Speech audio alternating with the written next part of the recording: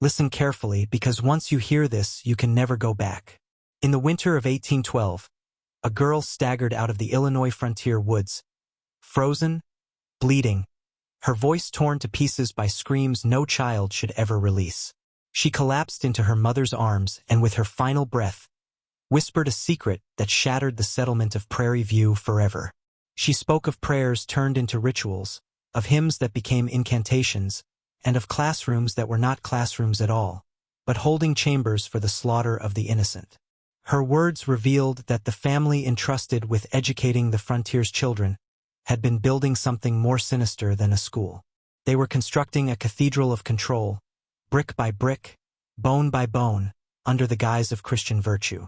Most men would say these are just stories, whispers from the past, fragments of hysteria buried in the mud of history. But fragments can cut deeper than steel, and sometimes the stories you're not supposed to know are the ones closest to the truth.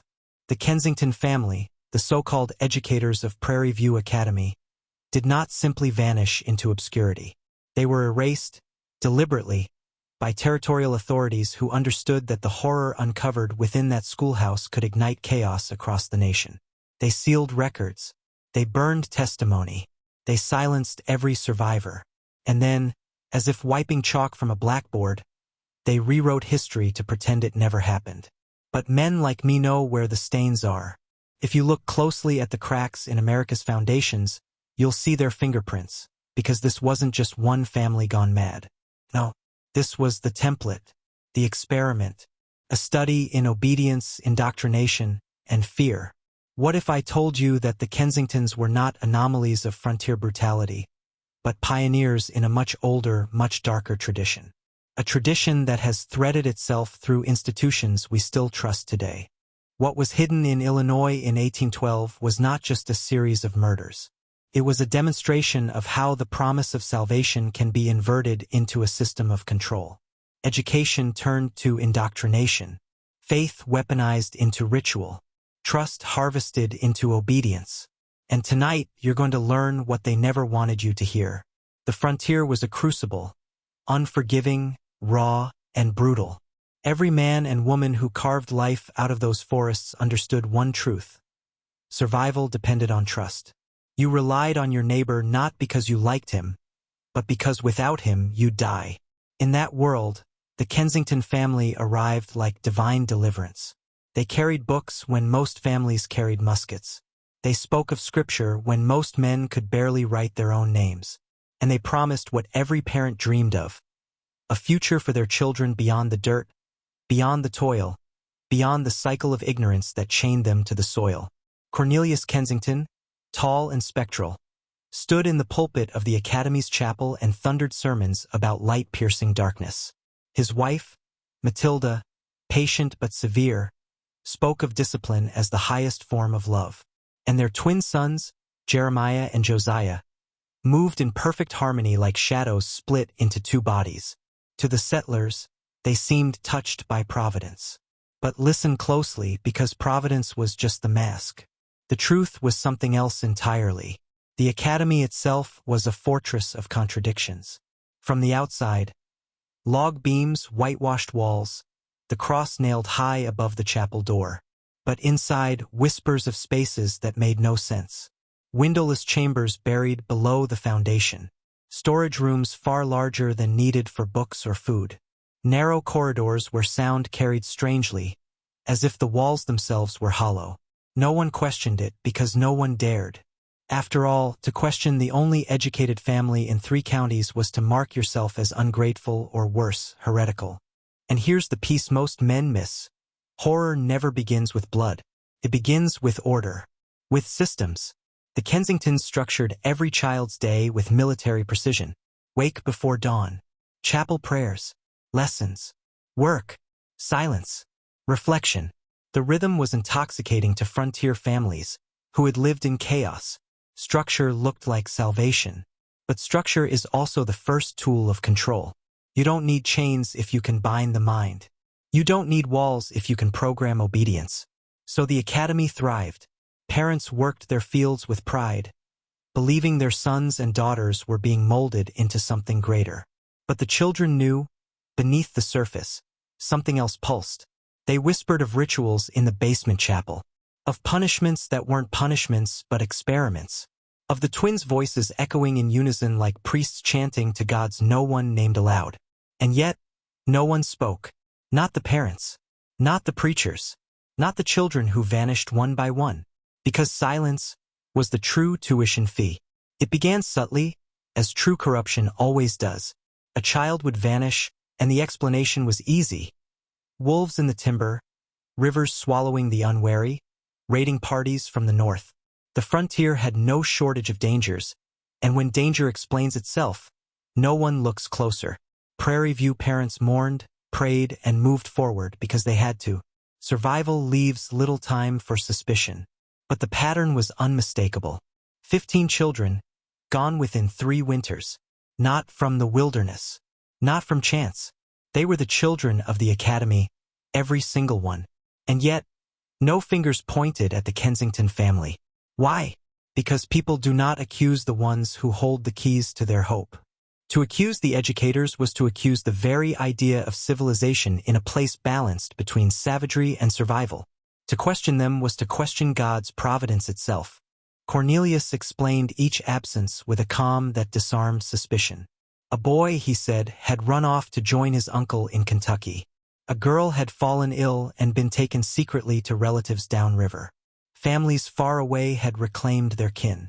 And in a world without telegraphs, without newspapers, without any way to verify, who could dispute him? The Kensingtons spoke, and their words became scripture. Yet beneath the surface, unease grew.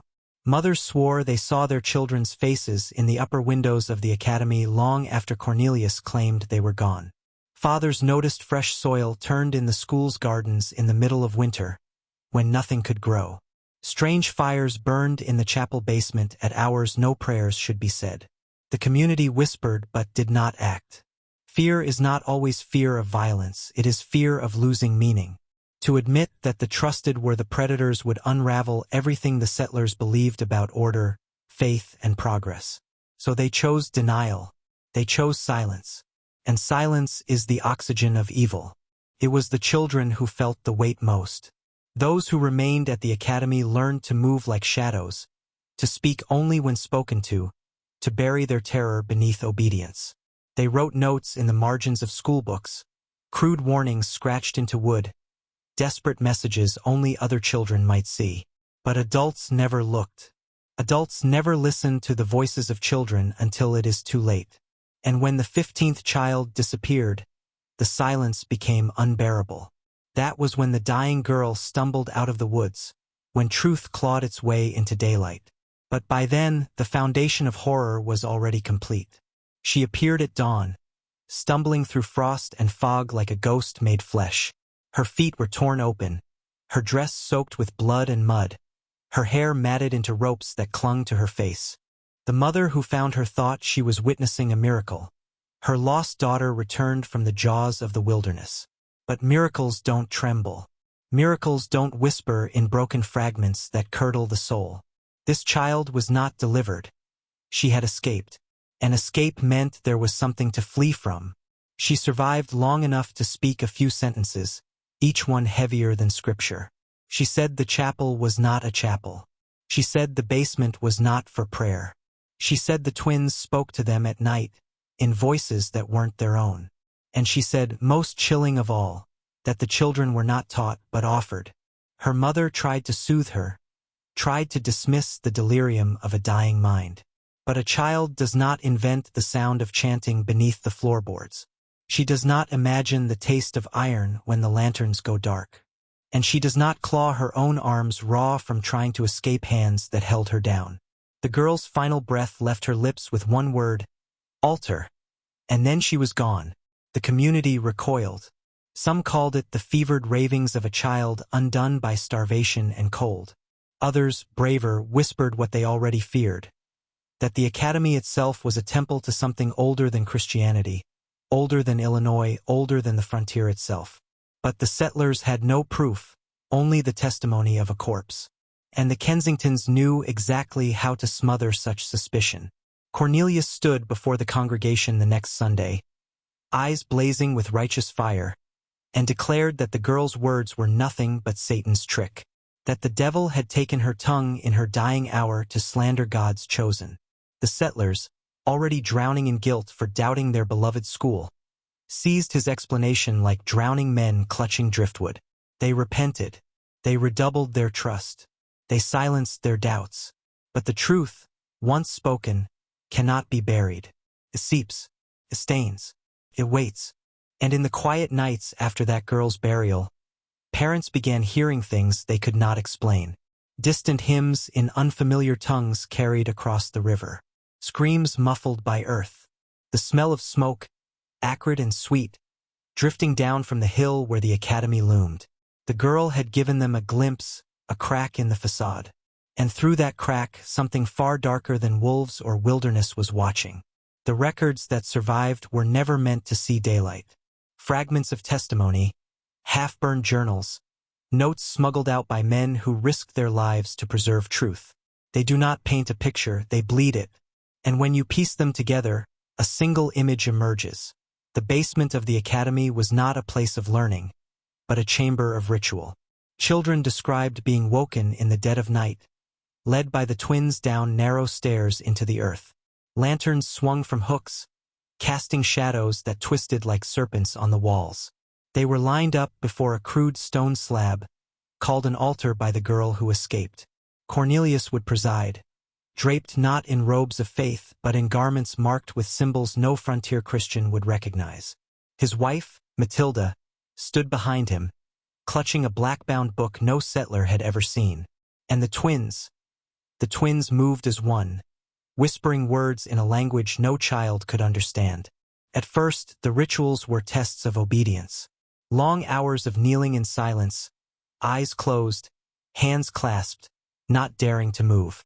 Those who faltered were punished not with whips or rods, but with isolation, locked into the windowless chambers until they learned to obey.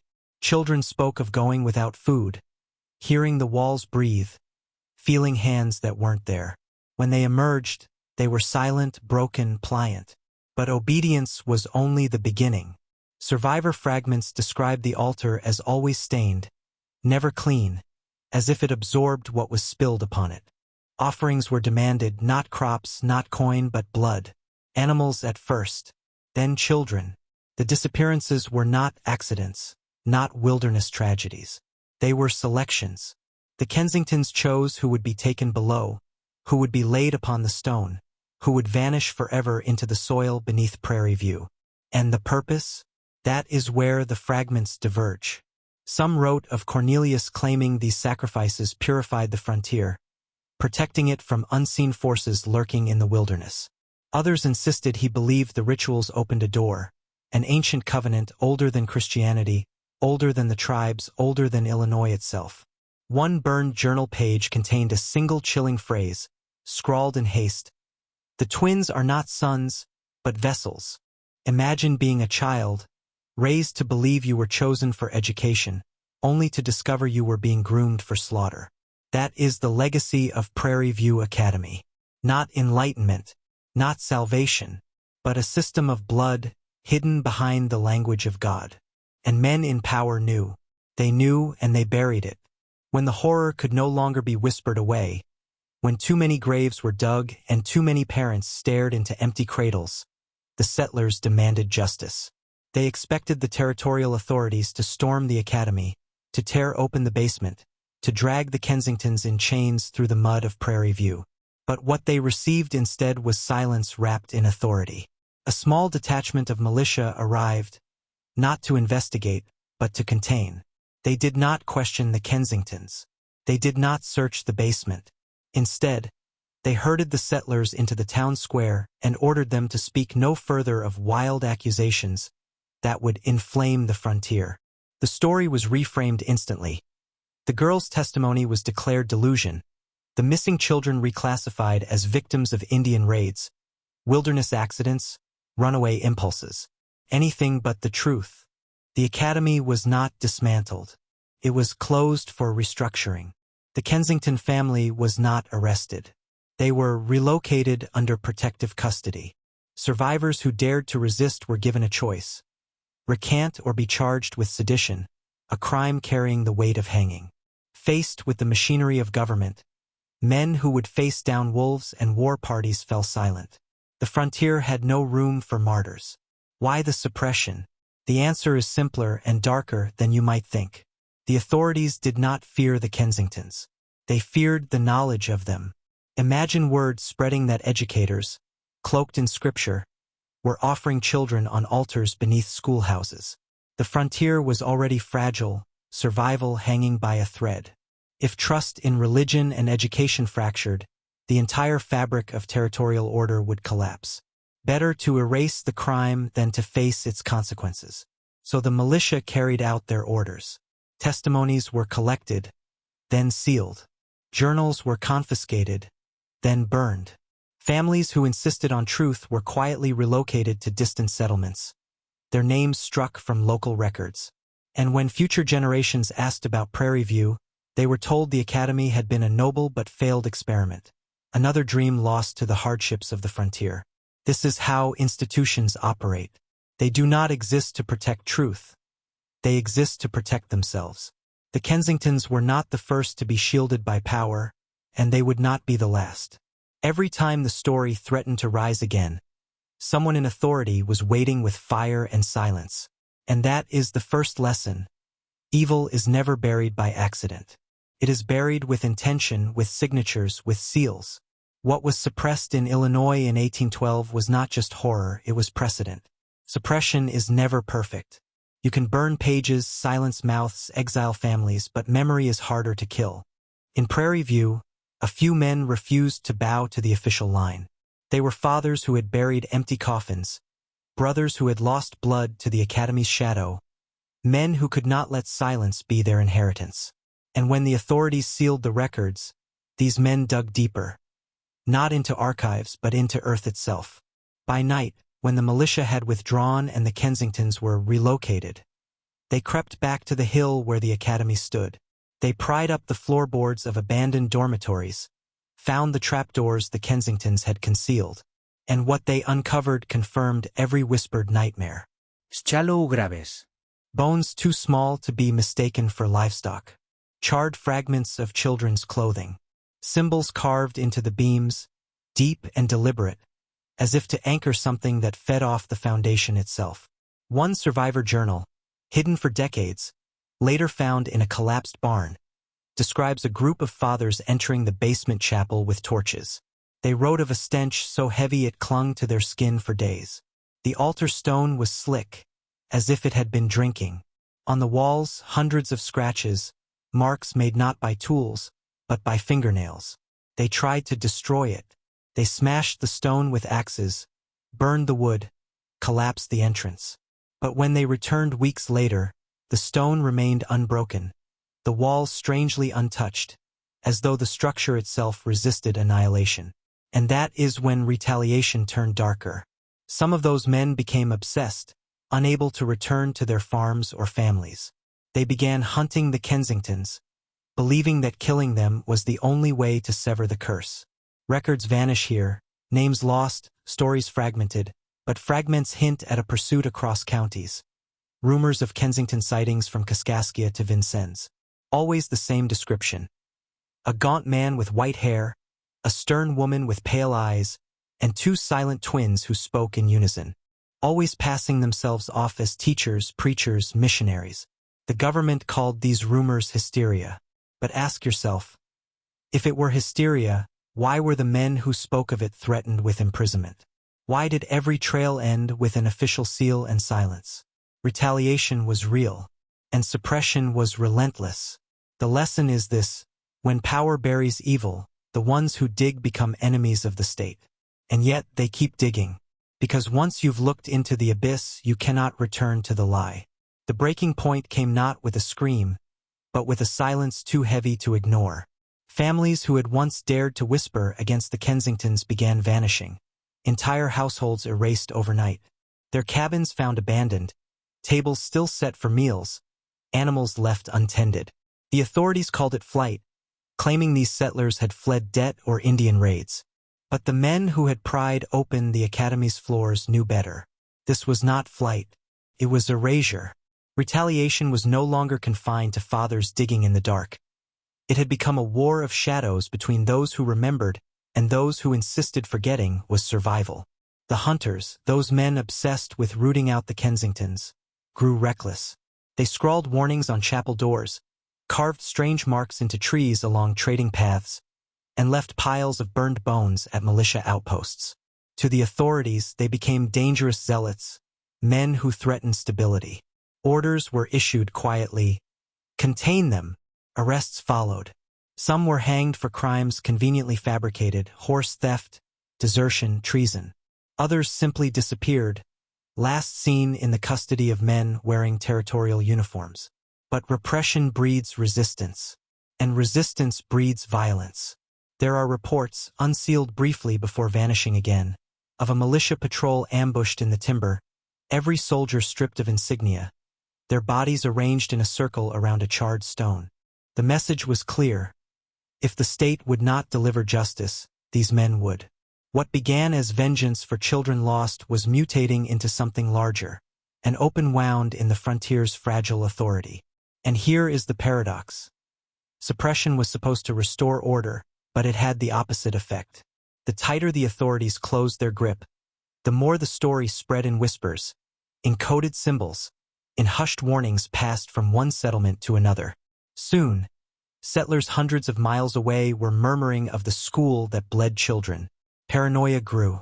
Every preacher, every teacher, every itinerant stranger was scrutinized. Trust, the single currency of frontier life, was collapsing. The government realized too late that truth, once buried, does not stay buried. It festers. It breeds paranoia sharper than any knife. And paranoia is contagious. What they had hoped to contain in one settlement was spreading across the territory, eating at the edges of authority itself. That was the breaking point. When fathers with torches in their hands became indistinguishable from the forces they opposed. Retaliation had curdled into terror. And in that chaos, the Kensington legend only grew stronger, more unkillable, more myth than man.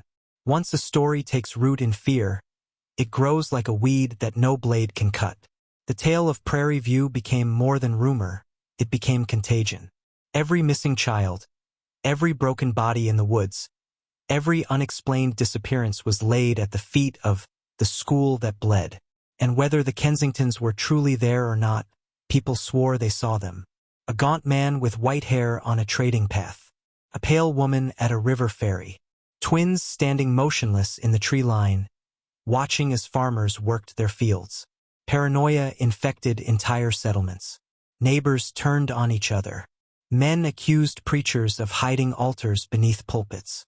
Women whispered that schoolmasters kept their books bound in human skin.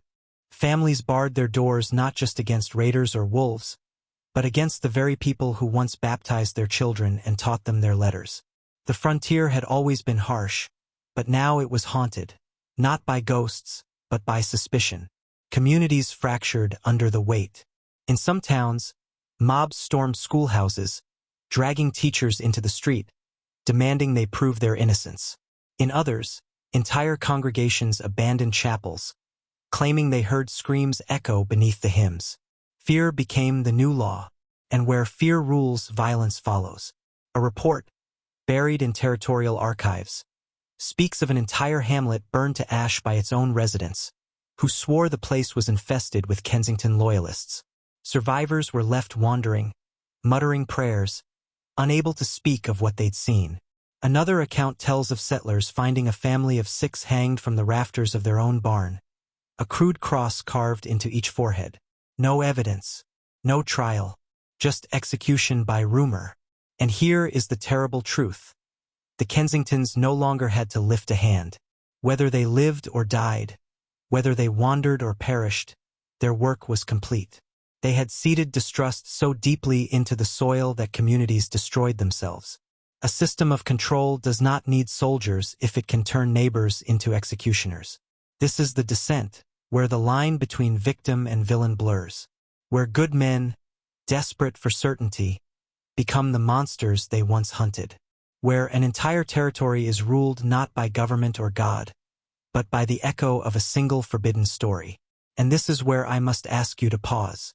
If you are still listening, if you have followed me this far, I want you to comment the phrase "the altar remembers" twice below. Not once, twice. It is a ritual of your own, an act of defiance against forgetting, and a mark that you belong to the few who have chosen to see. Her name was Emma Richter, 13 years old, daughter of a widowed mother who had given everything she had, grain, labor, even her wedding ring, to buy her daughter's place in the academy. Emma was clever, sharp-eyed, restless. She scribbled notes in the margins of her schoolbooks, drawings of strange symbols she swore the twins etched into the beams at night. Her mother dismissed it as imagination. But imagination does not vanish into thin air. One winter morning, Emma was gone. No footprints in the snow, no broken latch on the door, just her bed neatly made, her book left open to a page where she had written 3 words over and over. "The altar waits." The militia declared she had run away. Neighbors said wolves. But every man and woman in Prairie View knew the truth. Emma had been chosen. Her disappearance was the pivot, the fracture point where hysteria calcified into legend. Other children had gone before her, yes, but Emma had a voice. She had left marks. Words, drawings, scratches hidden in desks and on walls. Her warnings became artifacts, relics that parents clutched like scripture. And when she vanished, the academy was no longer just a school in memory. It became a tomb. The story of Emma spread faster than any decree could suppress. Traders carried it downriver. Preachers whispered it along their circuits. Families told it by firelight with tears on their faces. And the more it spread, the less Emma was a girl. She became a symbol, an emblem of innocence consumed by institutions that claimed to protect it. To speak her name was to accuse not just the Kensingtons, but every figure of authority who cloaked themselves in faith and knowledge. The authorities panicked. They issued proclamations declaring Emma a runaway, promising amnesty to anyone aiding in her safe return. But the more they insisted, the less people believed. To deny Emma was to prove her. To erase her was to immortalize her. Her vanishing point became the fulcrum of hysteria. Some claimed to see her face in the windows of abandoned schools. Others swore she appeared in dreams, whispering warnings to mothers across the frontier. Emma was no longer a child. She was a haunting. And here lies the bitter truth. A single disappearance can move a people more than 100 murders. A myth is born not from numbers but from symbols. Emma Richter was the symbol the Kensington story needed. And once she vanished, there was no turning back. They found it hidden beneath a loose floorboard in the Richter cabin months after Emma's disappearance.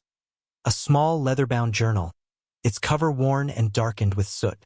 At first glance, it was the scribbling of a clever, distracted child. Half-finished sketches of animals, copied Bible verses, poems written in a shaky hand.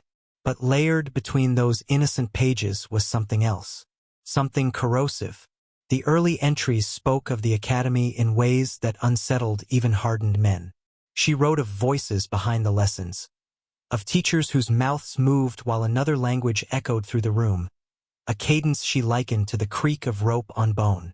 She described the basement as a place students were warned against, a place where chalk dust turned to ash, and where she once glimpsed desks arranged in a perfect circle around a pit. As the entries progressed, the tone shifted. Her words grew jagged, frantic, as though scrawled in haste by candlelight. Pages were stained with what might have been ink or something darker. She wrote of classmates disappearing into the cellar and returning hollow-eyed, unable to speak but compelled to scratch patterns into the walls. She noted times of night when bells rang though no chapel bell stood in the academy.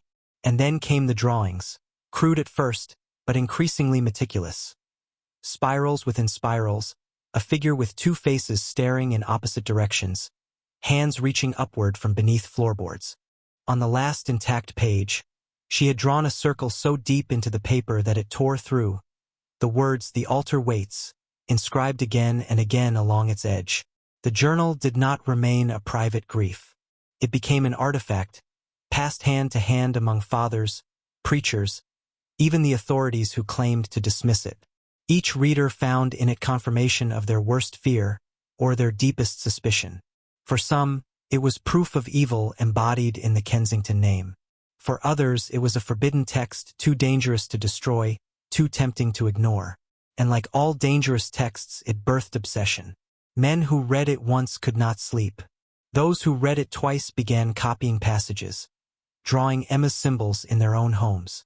And those who studied it longer began to hear things. Low hums at night, tapping beneath their floorboards, a whisper threading through the wind that carried her words back to them. By the time authorities seized the journal, it was too late. Copies had already been made, symbols carved into barns and churches. Emma's words had slipped the bonds of paper. Her voice was no longer contained in ink. It had become a contagion of its own. And so the descent deepened. Emma Richter was no longer simply missing. Through her journal, she was present everywhere. She was the haunting hand that pulled men into places they should never have entered. She was the echo in every basement door that swung open without wind. It should have ended at the edge of Prairie View. One more local tragedy swallowed by the prairie wind. But Emma's journal did not stay buried in her cabin. It spread. First as whispers, then as artifacts. Farmers copied its pages by hand, trading them like currency. Preachers slipped fragments of her words into sermons, masking them as parables. Even traders on the riverboats carried scraps of her drawings to distant towns, where they were taken up as curiosities, charms, warnings. Within a year, fragments of Emma's words surfaced in places she had never seen. A sketch of her spirals was found scratched into the doorframe of a courthouse 3 counties east. A phrase, "The altar waits," was discovered scrawled in soot inside the jail at Fort Harrow, where no prisoner admitted to writing it. In a mining camp far to the north, men swore that her two-faced figure was painted on the walls before they had ever struck their first vein of coal. What began as local hysteria had become cultural infection. And the higher her words climbed, the more dangerous they became. In cities where newspapers still clung to the veneer of reason, Emma's journal was treated as a scandalous curiosity. A few lines were printed in broadsheets as a human interest story, a child's diary from the frontier, but those fragments carried power. Readers clipped them, saved them, copied them again. The words shed their context, entering drawing rooms and lecture halls stripped of origin, reduced to symbols without source. Then came the scholars, antiquarians and clergymen, men of standing, obtained copies of the journal under the guise of study. Some dismissed it as the ramblings of a nervous child. Others swore it was evidence of heresy, a corruption that proved frontier communities had strayed from God. And a few, those who should have known better, read too closely, too long. In their letters and marginalia, preserved in archives, we find the same descent that had overtaken Prairie View. Repetition of the phrases, crude redrawings of Emma's symbols, notes about patterns in the voices of children, and the Ropes Creek song. By the time authorities realized the spread, it was beyond containment. To ban the journal was to mark it as sacred. To destroy it was to fuel belief that it carried truth. And so Emma Richter's words became an uninvited guest at the tables of power. Judges cited her phrases in private correspondence. Governors whispered of her in closed chambers. A senator's widow was found dead in her parlor, Emma's spiral carved into the wood beside her chair. The journal was no longer a book. It was a contagion, one that moved through paper, through memory, through rumor. It leapt from hand to hand, from town to city, until it lived everywhere and belonged to no one. And this was the cruelest irony. Emma Richter, who had been silenced, now spoke louder than any preacher, louder than any governor. Her voice, childish, frantic, etched into the margins of a cheap notebook, had become the voice of a nation's nightmares. By 1817, Emma's voice had seeped into places her body never reached. What began as fragments traded on riverboats now throbbed through the veins of a young nation already unstable, already frightened by war, famine, and disease. Her journal did not spread like a book. It spread like fire, invisible sparks leaping from one mind to another, igniting what was waiting there all along. Courthouses trembled first. Judges reported trials collapsing into chaos when jurors whispered her phrases to one another instead of deliberating evidence. One frontier magistrate, in a letter to Washington, confessed that the words of the child are read as scripture, and no oath now binds stronger than her spiral. Imagine it. Centuries of law, undermined not by rebellion or by foreign threat, but by the scribbles of a vanished girl. Then came the churches. Ministers, desperate to reclaim authority, thundered from pulpits that Emma's writings were the devil's catechism. They declared her name forbidden, her words a poison that had to be purged. But their fury had the opposite effect. Congregations slipped into two camps: those who feared her as Antichrist, and those who whispered she had seen something holy that men of power wanted hidden. Entire denominations fractured, not over theology, but over a child's drawings and the whispered refrain that the altar waits. And in Washington, the sickness climbed higher. Private diaries of senators record late-night meetings where Emma's words were read aloud like coded messages, searching for patterns. A general, tasked with suppressing frontier unrest, refused his orders after claiming he had heard the rope creak in dreams, and the dream was command. Even President Madison received a report warning that the journal was being copied in military barracks, where young soldiers began drawing spirals on their muskets before battle. The hysteria was not contained by logic. The more the authorities denied Emma's truth, the more powerful it became. Suppression became validation. Prohibition became proof. The spiral appeared carved into courtroom benches, sewn into hymnals, scratched into the desks of congressmen. It was not rebellion in the open, it was infection in the marrow. And here is the darkest truth. Emma Richter had become more than a vanished girl. She had become a lens, a mirror that revealed how fragile every institution truly was. One child's frantic words had exposed the lie at the heart of the Republic, that power rests on obedience. Take that obedience away, and the entire edifice trembles. The fever was spreading, and it would not burn out quietly. It would demand transformation, a forbidden transformation that no one could predict, and no one could stop. Transformation never arrives with a trumpet blast. Creeps in quietly, a shift so gradual that by the time you notice, you're already on the other side. That is how Emma's journal devoured the nation. What began as whispers, symbols, and hysteria hardened into practice, into ritual. Communities no longer debated her meaning. They lived it. In frontier towns, families abandoned chapels to gather in barns at night, where they chanted her phrases as if they were scripture. They tied ropes to beams, swaying them until the creak became rhythm, the sound Emma had written of. Children were told to draw spirals in ash on their doorframes, not as play, but as protection. And when the authorities raided these gatherings, they discovered something worse than disobedience. They found judges, pastors, merchants sitting shoulder to shoulder with beggars and drunks, all bound together by the same forbidden tongue. But hysteria is never merciful. It demands sacrifice, proof of faith. In one Kentucky settlement, 3 families disappeared overnight. Their homes left empty, but their walls carved with Emma's symbols in blood. In St. Louis, a preacher confessed from his pulpit that he had drowned his own daughter to free her from the altar. The congregation did not condemn him. They wept. They prayed. They asked how they, too, might cleanse their children before the waiting rope took them. Even skeptics were not spared. Men who mocked the journal, who dismissed it as childish delusion, found themselves haunted by its language. Merchants muttered its phrases under their breath while tallying accounts. Soldiers carved spirals into the butts of their rifles without realizing what they were doing. A senator who had denounced the hysteria in Congress was later discovered pacing his study at midnight, whispering the words until his voice broke.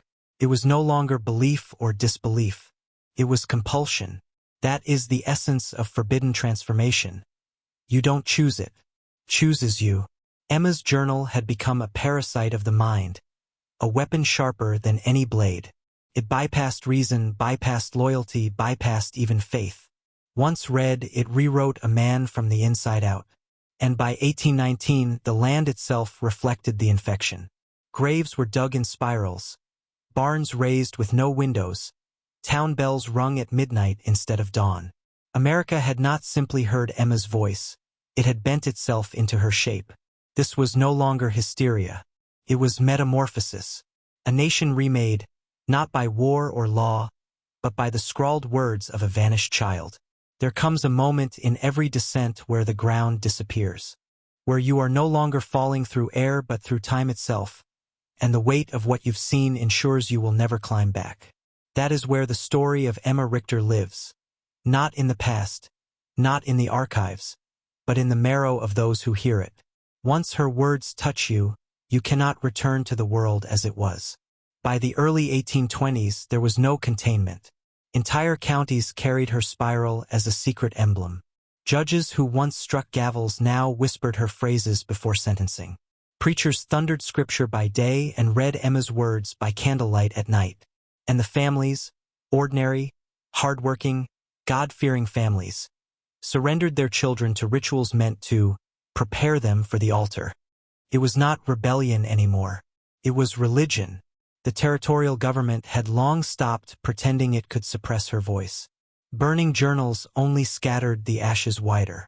Relocating witnesses only spread new testimonies into new soil.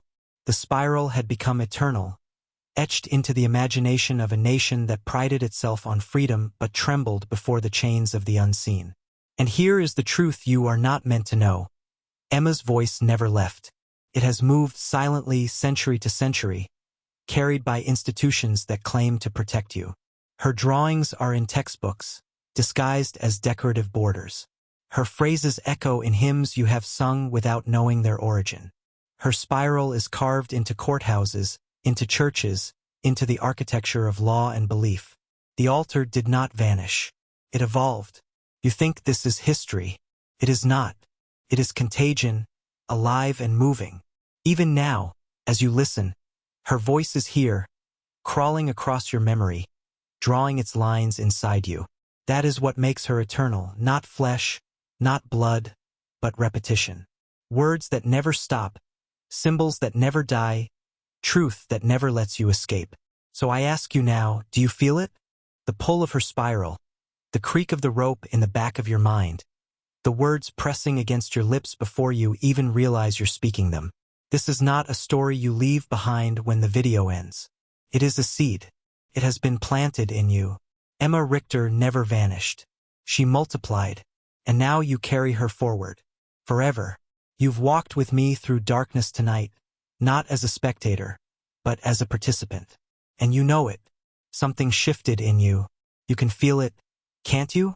That spiral Emma drew is no longer on the page. It's in your mind. You carry it now. The question is, what will you do with it? Will you deny it, push it away, pretend you never heard her voice? Or will you mark this moment as the threshold it truly is, the point where you stop being who you were, and become someone who sees through the lies, someone who remembers the truths that power has always tried to bury?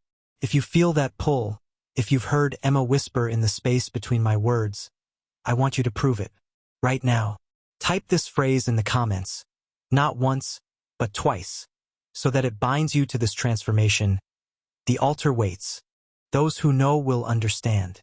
Those who don't will fear it. And if you are ready to keep descending, if you want more forbidden history, more truths they've tried to erase, subscribe now and turn on notifications. This channel is not entertainment. It's initiation. Each story takes you deeper, strips away another layer of illusion, until you see the machinery for what it is. Share this video with one person who can handle it. Not a friend who laughs off the dark, not a relative who clings to comfort, but someone you suspect already feels the spiral turning in them. Someone who is ready.